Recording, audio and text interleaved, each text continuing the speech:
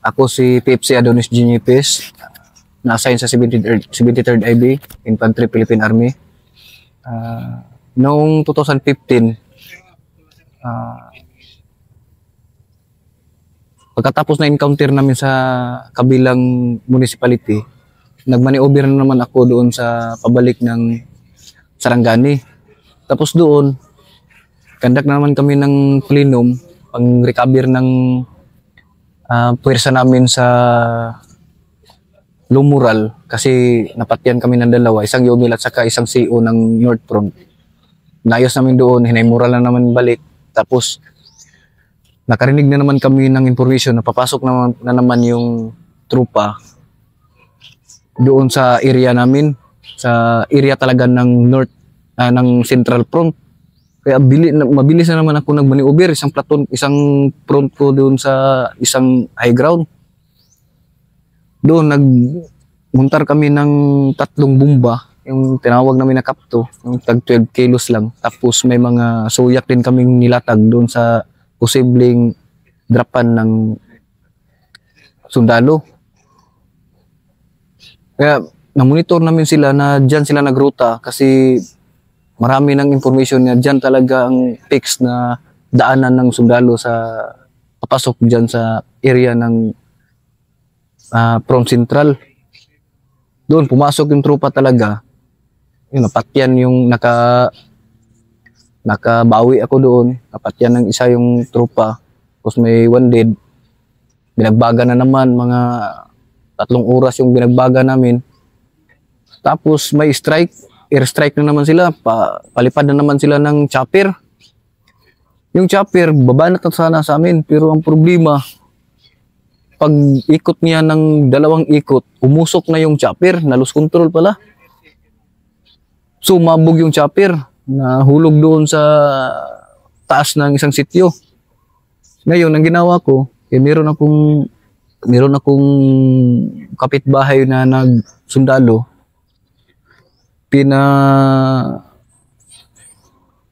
Pinahanap ko yung apelido ng kapitbahay namin kung meron ba sa kanila. Ngayon, meron man. Tapos siya yung isa na nahulog sa chopper. Kaya yung command ng kapatid ko, ng tala, is pinaatras niya ako. Agad-agad na naman ako umatras. Baka mabanatan ko yung kapitbahay namin na close friend namin yun. Yun, matras kami, 2015 yun na encounter namin. Hanggang binuntutan ng mga tropa. Dipinsa na naman ako, attritive.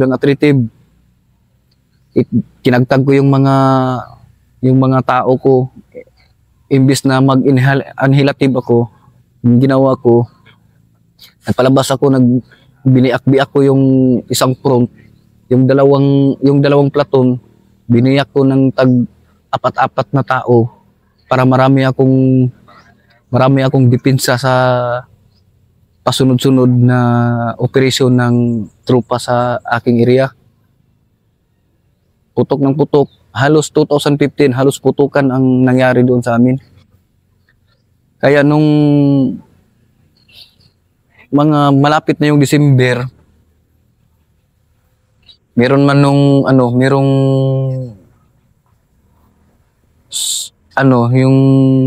tinatawag na pistok. Doon ako nakahinga. Kaya ang ginawa ko sa pwersa ko nung nagpistok na, kinonsolidate ko yung pwersa ko, inayos ko yung mga second liner cadre ko. Tapos nag-assessment kami kung ano yung mga lapses namin sa aming hanay, sa kuman at saka sa pwersa namin para mabalik high moral na naman yung pwersa ko. Nagtagumpay na naman, tapos balik kami sa basbis namin. Ninarbaho na namin yung dito din na naman namin, yung external at saka internal. Tapos pinalakas namin yung communication namin sa basing masa. Tapos yung ginawa pa namin, nagbili kami ng maraming bigas para sa stockpile. Yan yung 2015 na 2016, may mga may mga operasyon pa rin kami na pinapatuloy kasi may mga target pa na hindi pa namin na kukuha, especially sa yung target na yon, yung construction. Dali sikat yan na construction. Hindi ko lang i-mention kung ano yan na construction.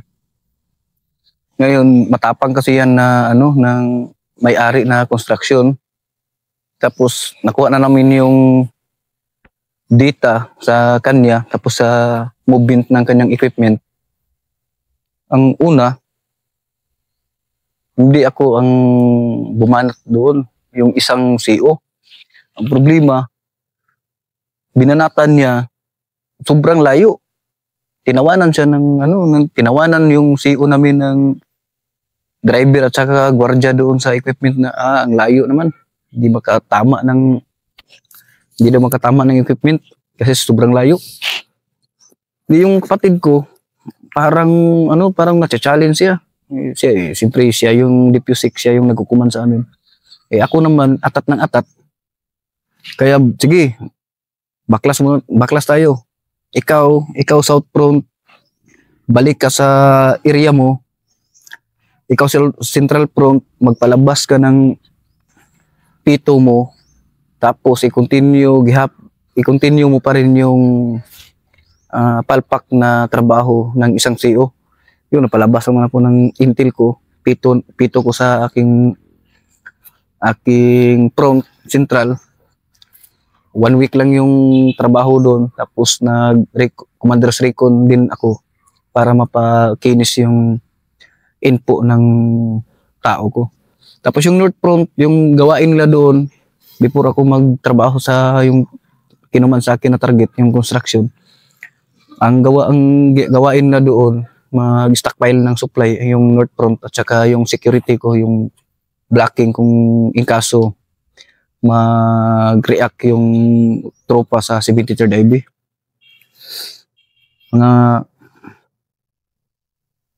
Mga isang buwan, tinadakan ko na naman ng aksyong militar yung equipment ng construction. Naging successful. Tapos yung gwardiya ng sundalo ng 73rd IB, kasi malapit lang naman yun, yung sitio. Kung air distance siguro, nandun sa mga mataas na yung 500 meters na position ko sa gwardiya ng equipment. Tapos sa baba naman, meron ding trupa. Nandun ako sa gitna. Binanatan ko yung equipment ng construction. Tapos, yun, successful. Tuwang-tuwa na naman ako kasi successful. Natutuwa kasi ako noon pag meron akong tinatrabaho na target na naging successful. Tapos pero, ang ginawa ko... Sige nga, ikwento mo nga yun, yung parang, di ba? Sorry, pero gusto kong malaman yung ganun na... Hindi ba mali sa'yo yung ginagawa niyong ganun? No? Yung ginagawa, hindi sa akin, sir, noon. Hindi, sir, kasi yung construction kasi, sir, dapat may PTO din sila sa amin, sir, kasi lakas na kasi kami noon, sir. Meron na kaming government sa area, sir, ba? Tapos doon sa area, sir, walang sir, sila sa amin, sir, walang coordination, sir. Kasi yung sir, yung gusto lang namin, sir, dapat may PTO sila sa amin, sir. Permit to operate, sir. Pero binaypass nila, sir. Kaya kinandakan namin sir ng ng penalty.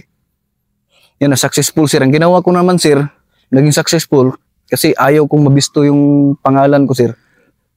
Ang ginawa ko, sir, before ako nag-atake, sir, nagawa ako ng sulat, sir. Yung maliit lang, sir, 1/3 ng papel, sir. Nilagyan ko, sir, na ako ang bumanat. Pero hindi pangalan ko ang nakalagay, ibang pangalan, sir. Baka ma-interview mo pa sunod, sir, yung babae, sir. Siya yung sumikat. Si Commander. Siyempre, yung mga katribo, sir, noon, pag marinig nila yung pangalan nila sa radio transistor, sir, mahimural man sila, sir, kasi parang artista na sila, sir. Hindi nila alam, sir, na Pagbabanggit yung call sign nila sir, yung pangalan nila sir, kaso pala yung aabutin nila Buti sir. nila. Yes sir. Ano ibig sabihin, pag may ganun kayo, yung masa talagang tuwan-tuwa din. Yes sir, kasi yung nasa isipan sa masa sir, ang lakas talaga ng ang sundalo namin. Ito yung totoong sundalo. Yan Yun, yung, ano talaga yun sa inyo? yes sir. Talagang maki-NPA talaga yung sa area ko sir. Hmm.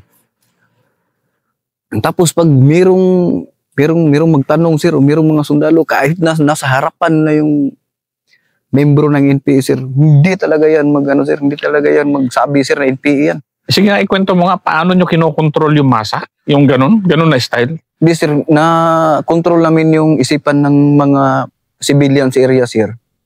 Dahil yan sa konkretong sir, sa issue. Hmm. Sa issue sa government, bring down to city leader sir. Tapos yung noon sir, yung nakaraang mga administration sa gobyerno sir, grabe man yung kasagsagan sa kasi sir, yung tataw na talaga yung corrupt sir ba. Hmm. Yung panahon ni former Duterte sir, 2016, yun yung una at saka last na banat ko sa sir, sa 2016 sir, yung pinaluhod namin yung may-ari ng construction sir. Pinaltihan namin sir ng 1M. Hmm. Tapos ang every month niya sir 200k. Nagbigay hindi? Yes sir, nagbigay sir kasi inambus ko man yung sasakyan niya sir, tapos ang susunod na gawin ko sir, susunugin ko na naman sir. Tapos natakot sila sir, tapos yung tropa sir hindi naka-react noon sir, kay akala ng tropa sir, yung nag-security ng equipment sir, ng kalsada sir, kala na sir walang NPA sa gitna na sir, kasi merong tropa sa taas sir, meron ding tropa sa baba sir. Baling nandyan lang talaga ako sa gitna sir. Tapos pag atras ko sir, tinawagan ko na yung mga driver ng sir, bundok sir, na mga tricycle, mga habal-habal driver sir, na pagputukan na, pagtawag na ko nga okay na, sunduin nyo kami, dyan kayo mag-standby na sityo. Ilan lang kayo? 1 platoon sir. Laki, ang dami rin nun. Yes sir. 1 platoon sir. Binagbagan talaga namin yung dump truck sir. Hindi ko pa malimutan yung number ng dump truck sir, DT-18. Tapos may natamaan na mekaniko sir, tapos may civilian na malapit ng mabunggo ng dump truck sir. Tapos pag talon niya sir, doon na siya napatay sir, bangin kasi yung na sir, na talunan sir. Binayaran naman namin sir. Atras na kami sir, sakay kami ng habal-habal sir, papasok ng area sir. Tapos doon sir, masaya na naman kami sir, kasi napakita namin sa sir ba, sa yung makapangyarihang construction sir, na hindi kami natatakot sa sundalo noon sir. So kada ganun nyo, nagiging bayani kayo sa tao? Yes sir. Tapos pag may mga accomplish kami sir, successful na mga trabaho sir, yung mga masa sa area sir, high moral sila sir. Mag-high moral sila sir. Tapos susunduin kami nila sir na mag-adjust sila sir na ang bagong hukbong bayan, ganyan sir ba, mag-adjust sila sir. Tapos kami sir na mga NPA sir, high moral din kami sir. Sila na yung magluto ng mga pagkain namin sir. Sila na yung mag-prepare kung saan kami matutulog sir. Sila na yung mag-recon sir para para mamonitor yung papasok o papalabas ng mga tao sir. Ganon sila? Yes sir. Tapos kung sino yung mga tao na hindi kilala sir, sila na yun sir. Tapos yun sir, pag pahinga namin sir, mga kalahating taon yata yun sir, nag-consolidate mi sa puwersa sir, pinataasan na naman namin yung antas sa kanilang sir, political level sir. High moral. Tapos nagkandak man si former president sir, na pukusan na yung communist sir, yung 2016. Yung NPA sir, hindi na siya communist sir, naging terrorist na siya sir. Tapos yung MI sir doon sa Marawi sir, kami sir dito, pinukusan talaga kami sir. Yung legal front namin sir, kung nakatago siya sa putik sir, kung nakalubog siya sa putik, mas lalong lumubog pa yun siya sir. Kasi si Digong kasi sir, may kaalaman yan sa ano sir, sa yung may bright kayo kasi yan si former. Alam ko. Yes, sir. Sige, huwag mo na ano. Huwag. Kabisado niya sir ba? Yung hindi kami makaalma sir. Kasi yung HR namin sir, yung human rights, mag-counter naman sir. Tapos kami sir, kami na fully armed sa area sir, pinukusan talaga kami ng 73rd IB sir. Na mas matindi na naman to kesa... Yes sir, dito yung matindi sir, 2016. Hindi kami makareact sir. Kasi yung North Front at saka South Front sir, wala silang ginagawa sir, kundi tago ng bundok sir. Tapos ako sir, gusto kong bumanat sir. Hindi naman ako pababanatin sa kapatid ko sir kasi bugbog naman yung mga tao sa area ko sir. Bugbog na dahil sobrang tuloy-tuloy yung encounter nyo. Encounter sir. Sa Tapos, 2015 na kailangan encounter ka kaya? Marami yun sir. Basta bugbog na yung ano sir, yung area ng Central Front sir. Kaya nag-usap kami ng kapatid ko sir. Sabi niya sa akin sir na, Koy, dapat hindi mo na gagamitin muna yung mga tao dito sa area mo kasi bugbog na sila. Baka may mamatay na naman sa nervyos. Marami mong namatay yun sir kasi. May ganun ka bang tao rin? Yes sir, yung mga 50 sir yung namatay sir sa nervyos. 50? 50 caliber sir. At talagang kwan yan? Yes sir. Oh. Mas mahirap iwasan yung 50 caliber sir kaysa sa rocket sir. Mas mahirapan ako sa 50 caliber sir kahit na anong ikot mo sir ba. Baka matsambahan ka sir. Warat yan. Warat ang puno. Yung rocket kasi sir, may iwasan mo pa sir. Kasi yung isang putok dyan lang talaga yan sir. Yung 50 sir. Biyak nga yung bato sir. O saging lang yan wala. Tapos sabi ko sa kapatid ko sir na tapos kung anong gagawin ko pag makapenetrate yung sundalo dito sa area ko. Pabayaan mo lang, i-observe mo lang. Ngayon sir, hindi ko man tanggap yan sir. Parang mangangati man yung talaga yung isipan ko sir na babanatan ko talaga to. Pumasok man yung ano sir, yung tropa sir at saka yung tropa ng 73rd sir at saka tropa ng engineering sir. Kasi ginawa nila yung school building doon sa area sir. Binanatan ko naman sir. Yung poste ng ano sir, yung poste ng school building sir, hindi na matuwid sir, parang ganyan sir. Pero nagamit pa rin nila sir. Tumakbo yung engineering sir. Tapos may isang officer pa yun sir na babae. Tumakbo yung engineering kasi walang baril. Dala nila sir, martilyo, lagari, pako. Still deep. Alam mo namang pero may security sila sir. May security sila na isang ano sir, kulong ng tropa. Hindi natakot yung ano sir, yung engineering ng tropa sir. Tumakbo. Kaya pagkarinig ng kapatid ko na si Manderdong, ginalaw ko na naman yung masbis ko, yung mga tao natatakot na. Pinagalitan niya ako, sinabihan niya ako hindi ka marunong sumunod ng utos. Kaya sinabi ko sa kapatid ko na ang importante na hindi sila makapenetrate sa isipan ng mga masa natin dito sa area. Kinounter ko na agad sila para hindi sila maka-establish. Galit na galit yung kapatid ko. Muntika na kaming magbarilan. Kapatid? Yes sir. Muntik na kaming magbarilan kasi hindi ako sumunod sa kanyang command sir. Noon, muntik na kaming nagbarilan. Inagapan na kami ng collective namin na kadre sir, isang CO at saka PO sir. Relax lang kayo, sabi ng yung mga sir, yung mga kadre sir. Kapatid kayo, hindi kayo magkalaban, magkasama tayo. Iyak siya sir. Tapos sabay baba siya sir, leave siya sir. 2016. Tapos mga 2 araw sir. Sunod na naman ako sir.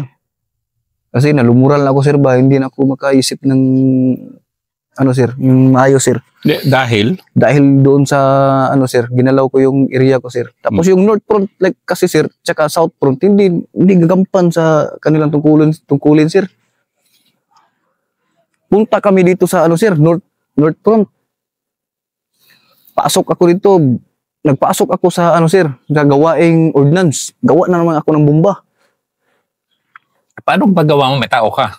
Hindi sir, may proctor kami sir na galing ng SMR sir, kabilang region sir. Mm. Bali, ako isa doon sir na representative, galing doon sir. So marunong ka? Merong kaalaman kunti sir. Tapos mga dala bisita na rin sa aking anak sir. Tapos, yun, wala akong pira sir. Ang ginawa ko sir, nagsabi man yung ano sir, yung masa namin sir, doon sa yung isang sitio sir na kung gusto mo magkapira, trabahuin mo to, bigyan kita ng 150, bawat sako. Yun sir, sa bawat sako sir, yung babalatan ko sir, yung mani. Maliliit man yung mani sir. Ang laki ng bukol sa kamay ko sir kasi mano-mano kong binalatan yung mani sir. Para magkapera ka lang? Yes sir, para meron akong pambigay na ano sir, yung pagkain ng anak ko sir. 2 sako lang yung kaya ko sir sa loob ng isang ano sir, isang linggo. Commander ka, tapos yung anak mo, hindi mo, Yes. walang suporta yung... Meron sir, pero hindi man pwedeng galawin sir para sa pagkain man yun niya sir. Tapos hindi kami ang maghawak sir, yung nagbantay sa kanya sir. Kasi bakit? Paano nangyari? Sige, pinisikal ikwento man mo namin, nga sir. family life mo. No, ito na, yung pamilya mo, nag-asawa. Sige, ikwento mo muna paano ka nag-asawa. Para, Yung 2014 sir, at 2015 sir, nabuntis man yung asawa ko sir. Tapos pinisikal dito sa ano sir, sa North Cotabato sir. Tapos pag anak niya sir, mga 2 buwan lang sir, balik na naman siya sa unit sir. Iniwan yung anak sir. Kinausap yung tao na magbantay sa anak ko sir, na siya nang bahala sa anak ko sir. ganun ang style nyo? Kasi si Yes, sir. misis mo, kasama mo sa unit. Yes sir. Grabe naman. Mahirap sir, mahirap tanggapin ng asawa ko sir na iwan yung anak sa Oo naman. hindi ka anong tao sir. Di, Yes, ikaw, sir, ikaw bilang tatay. Siyempre ako sir,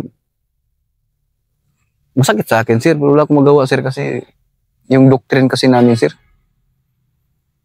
Yung Grabe naman. mas matalim pa sa karayom yung doctrine ng ano sir, MPA sir. Hindi siguro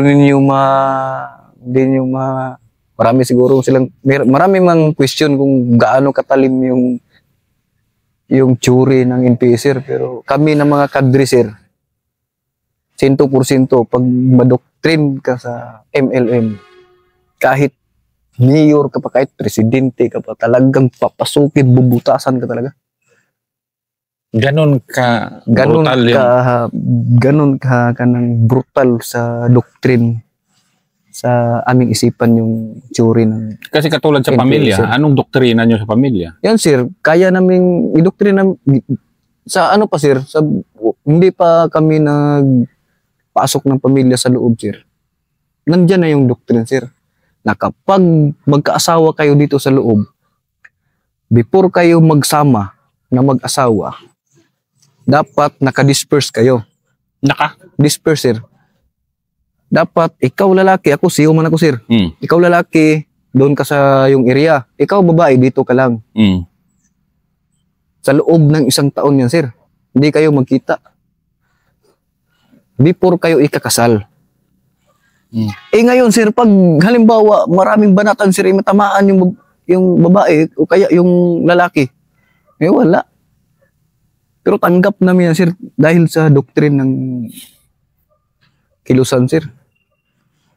Tapos pag magkaanak pa, pag magbuntis, physical na naman yung asawa mo sir. Sa loob ng mahigit 1 taon din sir, kasi 9 na buwan yan before manganak sir. Anong suporta sa kanya habang... Meron mang supa sir, suporta sa organisasyon sa pamilya. Mama ng supa sir. Magkano? 5K sir, every month. Siya na mag-budget doon sir. Mm. Ngayon, pag hanggang manganak yan sir.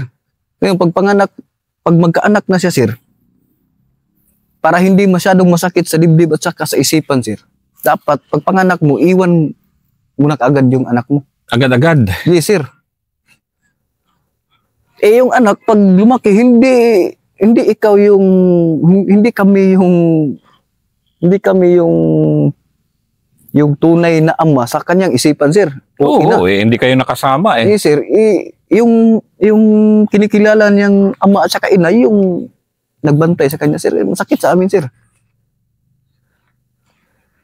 Kaya noon, sir, 2016, balat ako ng balat ako ng mani.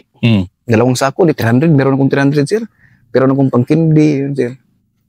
Bili ko ng mga isapuira diha sa bata ko, sir. Tapos, pasok ako sa ordnance, sir. Pagpasok ko ng ordnance, sir, doon ko, ordnance, sir. Gawa kami ng mga bomba, sir. Ah, okay. Pasok ko din. Pero naka-mindset na sa akin, sir. Pag makuha ko yung anak ko, bababa talaga ako. Kasi yung tunggalian sa kapatid ko, sir, hindi pa mawala sa isipan ko, sir. So ano ka na rin, parang na paranoid yung isipan ko, sir, ba? Hawak lang ako sa tsuri namin, sir. Ngayon, nag-personal concern ako, sir. Na pwede bang papasukin yung anak ko dito, sir? Kasama? Pwede bang papasukin yung anak ko dito kasama? Gusto kong makapiling yung anak ko. Commander ka niyan. Yes, sir.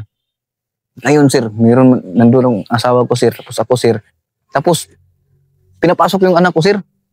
Ano pa lang yung bata ko, sir? 1 year. Pero hindi mo, sa totoo lang, hindi mo pa lang nakapiling yung anak mo. Hindi pa, sir. Noon, sir. Yun lang yung pag concern ko, sir, na pusokin yung anak. Siyempre, umiyak yung anak kasi hindi man ako nakilala niya na ako yung ama. Pati yung ina, sir, hindi rin kilala, pero tukso ng sir, dugo, sir. Na sir, na unti-unti naming sa kanya, sir. Mga 1 week lang yun, sir. 1 week o 2 weeks. Yung pagtrabaho ko doon sa ordnance, sir. Nasa loob ng unit talaga yan, sir. Yung ordnance? Yes, sir. Talagang yan ang pinakaano nyo rin? Yes, sir. Nandun ng anak ko, sir. Tapos nandun ng asawa ko. Ang ginawa ko, sir, para makatakas ako, sir. Nagkunwari ako, sir, na punta muna ako doon sa barangay. Meron lang akong bilihan ko lang ng ng anak ko. Tapos iniwan namin yung gamit, sir. Iniwan namin gamit. Pero kasama mo anak mo? Kasama kong anak, sir. Kasama ko yung asawa ko, mo? sir. Pagdating namin sa barangay, sakay diretso ako ng sir, ng motor, sir, papunta ng bayan, sir. Pagpunta ng bayan, sir, tawag na sir sa akin, sir. Tinanggal ko yung SIM. Dahil alam nilang tumakas yes, ka na? Sir.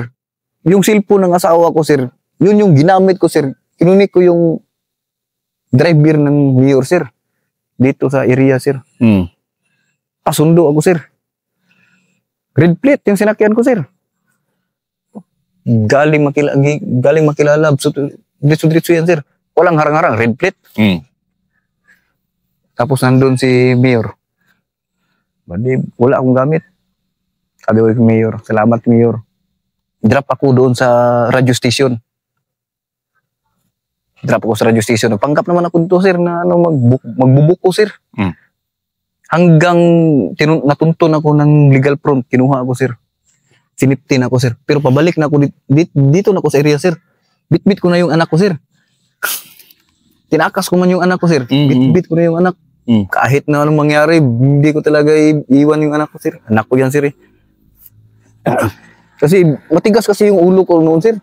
Kasi Kasi buryong ka na, gano'n. yes, sir. Kahit nga sa gawaing militar noon, sir. Pagpasok talaga ng tropa, sir, banatan.